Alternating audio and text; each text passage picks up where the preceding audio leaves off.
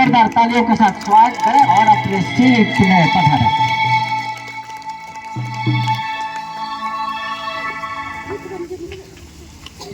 बच्चे लोग धीरे धीरे उतरेंगे, सीढ़ी बहुत छोटी है, सावधानी से उतरने का कष्ट करेंगे।